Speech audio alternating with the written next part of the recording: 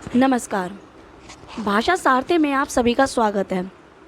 पिछले वीडियो में हमने दीर्घ संधि, गुण संधि और वृद्धि संधि के बारे में सीखा था और कुछ ऐसे उदाहरणों को देखा था जो अक्सर एग्ज़ाम में पूछे जाते हैं। तो चलिए आगे अब हम कोई और संधि करते हैं, लेकिन उससे पहले इन संधियों के बारे में थोड़ा रिवाइज करते हैं। बच्चों, दीर्घ संधि में हमने सीखा था कि यदि ह्रस्व अ या दीर्घ आ के बाद यदि इसी के जैसा ही समान कोई स्वर आ जाए, यानी कि अ या आ जाए, तो वो दीर्घ आ हो जाता है। ई के बाद यदि दीर्घ ई या ह्रस्व ई आ जाए तो वो दीर्घ ई में परिवर्तित हो जाती है। उसी तरह से यदि ऊ ह्रस्व हो या दीर्घ हो और उसके बाद यदि ह्रस्व ऊ या दीर्घ ऊ आ जाए तो वो भी दीर्घ ऊ ओ बन जाए। गुण संधि में हमने सीखा था कि यदि ह्रस्व अ या दीर्घ आ के बाद उससे असमान कोई स्वर ई या ऊ या री आ जाए तो वो कैसे परिवर्तित होते हैं।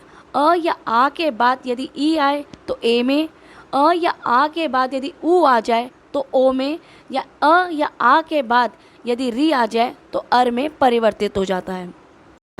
उसी तरह से हमने वृद्धि संधि के बारे में भी सीखा था कि यदि ह्रस्व अ या दीर्घ आ के बाद यदि ए या ऐ आ जाए तो वो दीर्घ ऐ में परिवर्तित हो जाता है। उसी तरह से यदि अ या आ के बाद ओ या औ से स्टार्ट होने वाला कोई शब्द आ जाए तो वो औ में परिवर्तित हो जाता है। इन तीनों संधियों में आपने एक बात ज़रूर नोटिस की होगी कि पहले वाले शब्द के अंत में या तो अ होगा या फिर आ होगा। लेकिन आप मुझे ये बताएं कि यदि अ या आ पे यदि शब्द ख़त्म ही ना हो, ई पे, ऊ पे, री पे या किसी और अन्य स्वर पे यदि शब्द ख़त्म होता है तो वो कैसे परिवर्तित होगा। तो चलिए अब आने वाली संधि हमारी यही है। स्टार्ट करते हैं अपनी क्लास बिना किसी देरी के। नेक्स्ट संधि है हमारी यण संधि। चलिए इसके नियम को समझते हैं। यदि ह्रस्व ई या दीर्घ ई पे कोई वर्ड ख़त्म हो रहा है, जो पहला वर्ड है या तो वो आपका ह्रस्व ई पे ख़त्म होगा या फिर दीर्घ ई पर, उसके बाद कोई असमान स्वर हो। असमान स्वर का मतलब है कि ये नहीं होने चाहिए, इसके अलावा कोई भी शब्द उनसे कोई अक्षर स्टार्ट होना चाहिए। या तो य हो या फिर ऊ हो, री हो या फिर ए हो या फिर ओ हो।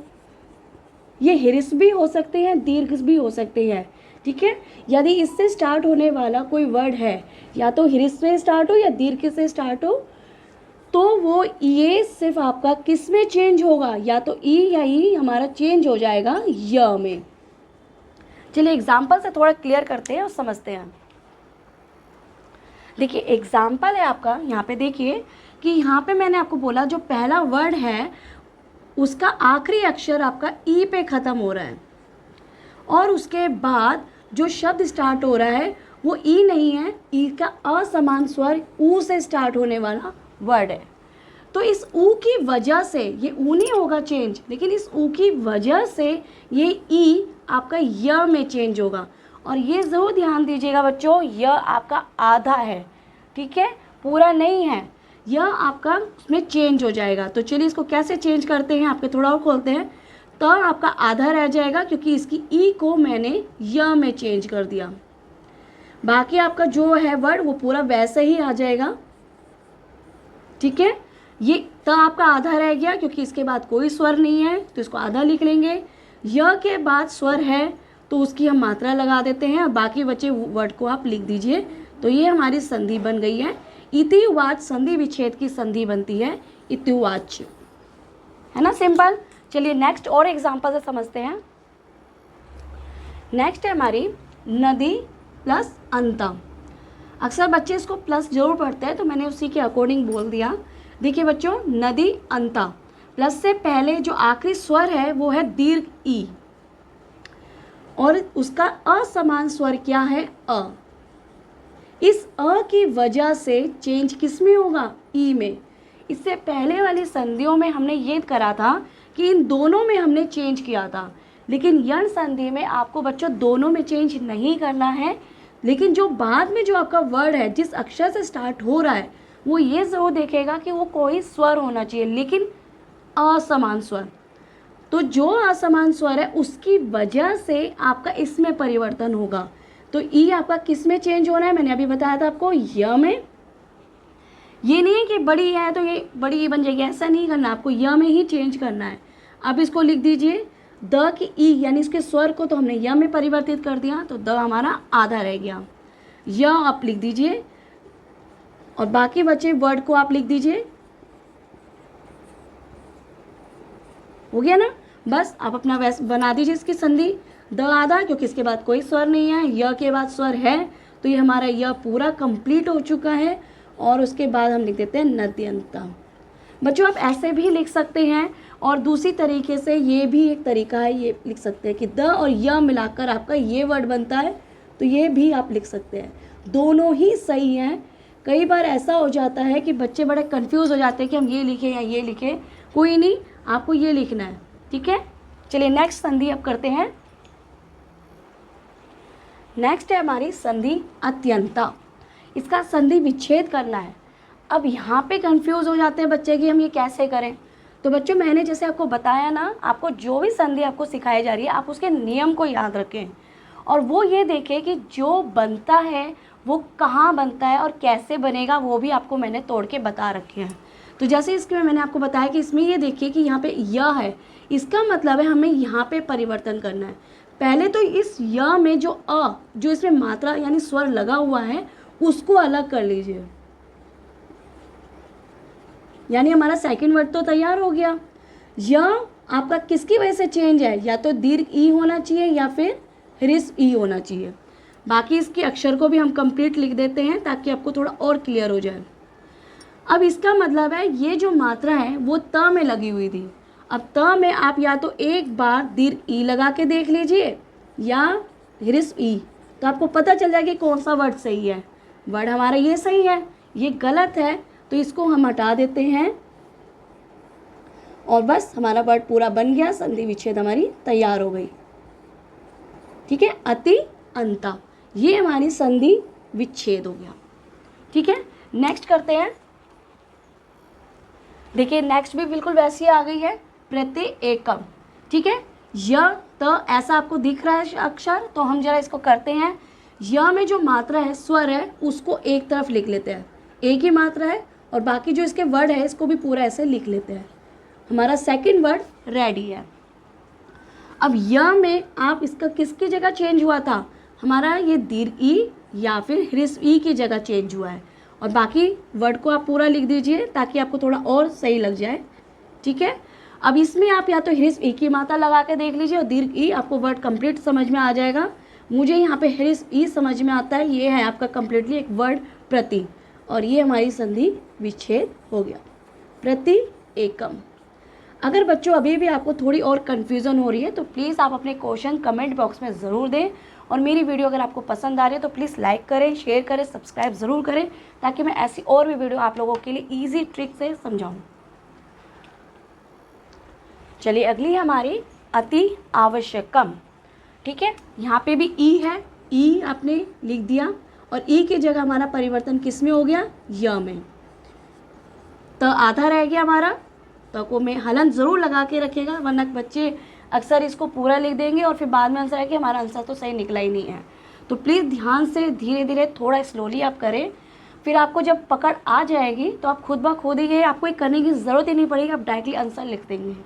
तो बच्चों आप सीधा सबसे ऊपर की सीढ़ी को मत पकड़ना, धीरे धीरे स्टेप बाय स्टेप आप चलेंगे तो आपको 100% मैं गारंटी देती हूँ, आपको बिना किसी आप ये खोल कर लिखेंगे नहीं, आप सीधा आंसर ही लिख देंगे क्वेश्चन पढ़ते ही।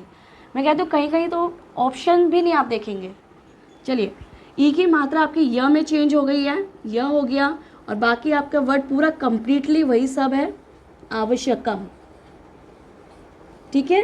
मैंने भी बताया कि इस आ की वजह से चेंज हो गई, आ नहीं चेंज करना आपको, ई आपकी चेंज य में हो गई है, इसको पूरा लिख देंगे तो ये या हो जाएगा, और ये आपका पूरा वर्ड तो ये बन गया आपका, ठीक है।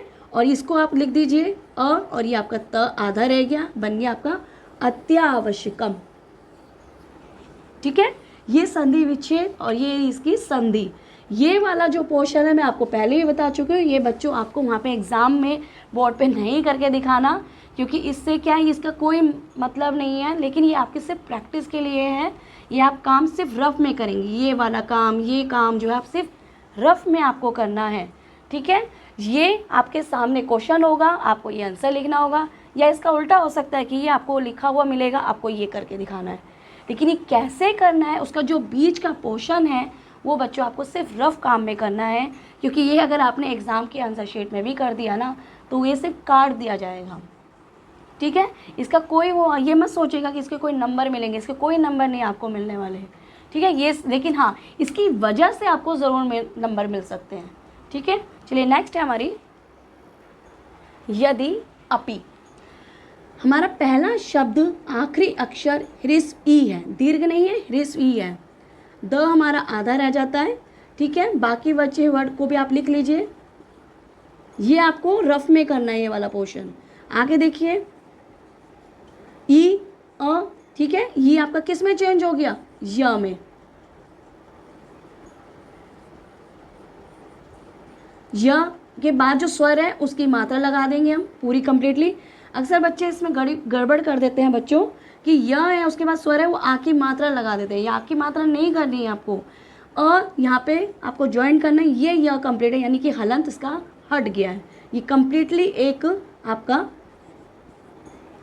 अक्षर बन जाता है, ठीक है। अब इसको ज्वाइन कर दीजिए, ये बन ही गया वैसे तो आपका वर्ड, ये देखो यद्यपि आपका बन ही गया है, ठीक है। या तो ये ऐसे लिख सकते हैं, ये तो बहुत ही मोस्टली वर्ड है, आपके अक्सर एग्जाम में दिखता भी है। या फिर ये द और य मिला के आप इस तरह से द बना सकते हैं। एक गड़बड़ी और करते हैं बच्चे, क्या करते हैं कि द और य मिला के दिया बनता है, लेकिन इसको ये दिया को वो घ बना देते हैं। ये नहीं है, इसमें छोटी सी लाइन करके आपको दिया बनाना है, ठीक है। आप इनमें से कोई भी एक लिख सकते हैं, ये आपकी इसकी संधि बन गई है। ये वाला पोर्शन और ये वाला पोर्शन आपको रफ में करना है, ठीक है। चलिए देखिए नेक्स्ट है आपकी इति ऋषि। अब यहाँ पे री की वजह से कंफ्यूज मत हो जाना कि अर लगेगा, अर नहीं लगना है इसमें, वो गुण संधि में किया जाता है, ठीक है। लेकिन इसकी वजह से आपका ई आपका य में चेंज हो जाएगा, ठीक है। ये य में चेंज हो गया, तो आपका आधा रह गया य, और बाकी बचा आपका ऋषि, ठीक है। ये स्वर है, व्यंजन नहीं है, कंफ्यूज मत होना। अब यहाँ पे य पे री की मात्रा लग गई, र मत चढ़ाना, री की मात्रा आपको लगानी है, ठीक है। और ये आपका आधा य रह गया, ठीक है। ऋति ऋषि, ये आपकी संधि बन चुकी है। चलिए नेक्स्ट है आपकी आखिरी और संधि। देखिए बच्चों, ये वाली जो संधि है ये बहुत इंपॉर्टेंट संधि है, ये आपकी जो है बहुत ज़्यादा इंपॉर्टेंट संधि, ये अक्सर एग्जाम में आ ही जाती है। तो चलिए यहाँ पे देखते हैं कि या है, इसको ये चेंज कर लीजिए ई में, और या में जो स्वर है आपकी वो आपकी, उसको हम कंप्लीटली एक अक्षर दे देते हैं आगमनम, ठीक है। ये तो हमारा कंप्लीटली एक वर्ड बन गया। य की जगह हमने ई कर लिया, वो दीर्घ है या ह्रस्व या भी आपको पता चल जाएगा, ठीक है। वो हमारा आधा है, यानी कि इसकी ये मात्रा है। तो अब इसमें देखिए वर्ड आपका ह्रस्व या दीर्घ क्या आएगी, दीर्घ आएगी, ठीक है। तो अब बाकी वर्ड हमारा ये संधि लिख दीजिए, हमारी हो गई है देवी आगमनम, ये बन गया हमारा संधि विच्छेद, ठीक है। ओके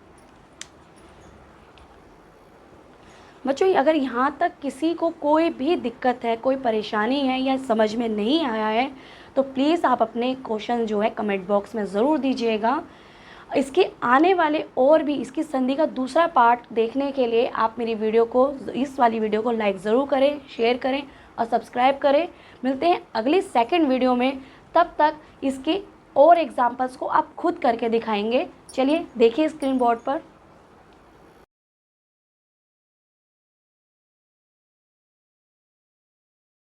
इनके आंसर कमेंट बॉक्स में आप ज़रूर दीजिएगा। मिलते हैं अगली वीडियो में यण संधि के सेकंड पार्ट में, बिल्कुल इसी तरीके से। तब तक मेरी आप वीडियो को लाइक ज़रूर करें, शेयर करें, और यदि आपने सब्सक्राइब नहीं किया तो प्लीज़ सब्सक्राइब करें। तब तक के लिए नमस्कार।